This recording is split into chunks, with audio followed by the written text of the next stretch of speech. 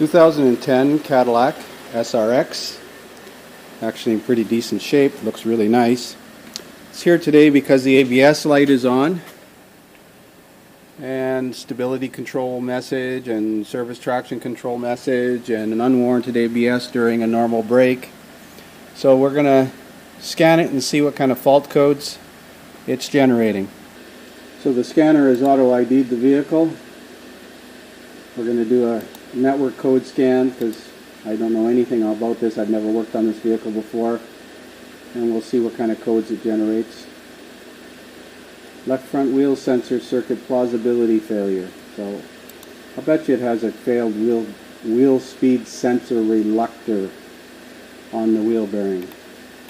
Keyless entry transmitter battery, left front tire pressure sensor, right front tire pressure sensor, left rear, right rear. I wonder, it has the stock wheels on it now, but I wonder if it actually had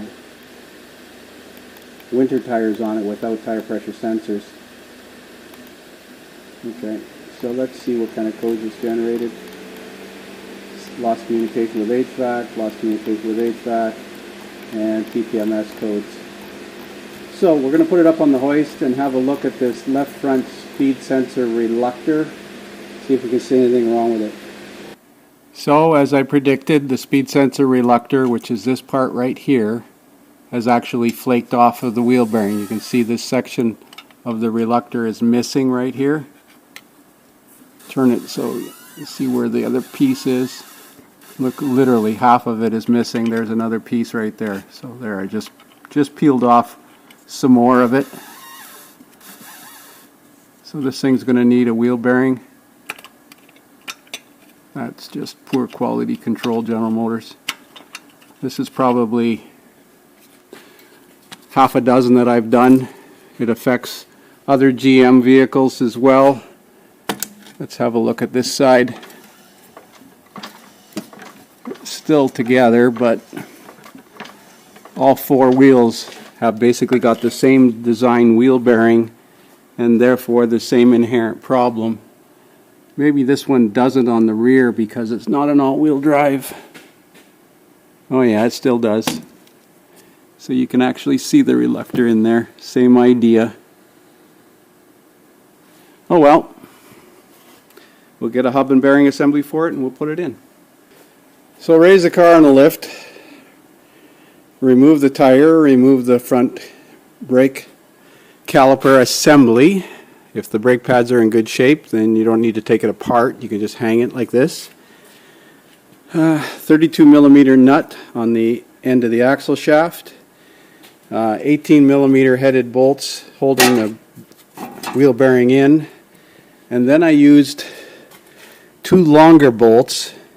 They're about an inch longer in the two bottom holes and the air chisel over there to drive this hub out. Man, was it ever tight, because it's cast iron and an aluminum steering knuckle. So we'll get it apart the rest of the way and then clean everything up. So there's all the pieces ready to reassemble. Use a die grinder to grind out or clean out the oxidation and surface disc to clean all the corrosion off the mating surface where the wheel bearing is going to attach. We're going to give it a liberal coating of Never Sees. Be careful not to damage the speed sensor that's inside here. I've got the backing plate, cleaned it up a bit, gave it a little coat of paint. And tomorrow morning when we get the wheel bearing, we'll reassemble. So this is the new wheel bearing. It's an SKF BR930778. Here you can see the magnetic reluctor on the outside circumference of this seal, and here you can see 3/4 of this one is missing. As I said before, that just flakes off. So you can look forward to this problem occurring on the other three wheels eventually. It's only a matter of time. Okay, so it's back together. Let's go over this. Torque on this axle nut is 184 foot-pounds. You are technically supposed to replace the nut. I've put Loctite on it. The bolts, the 3 bolts that hold the hub assembly in are 81 foot-pounds, and the 2 bolts that hold the brake caliper bracket on are 81 foot-pounds, and put Loctite on those 2 as well as recommended. So we're ready to put the wheel back on and clear the fault codes out of the system. So I'm going to do a network code clear on this thing.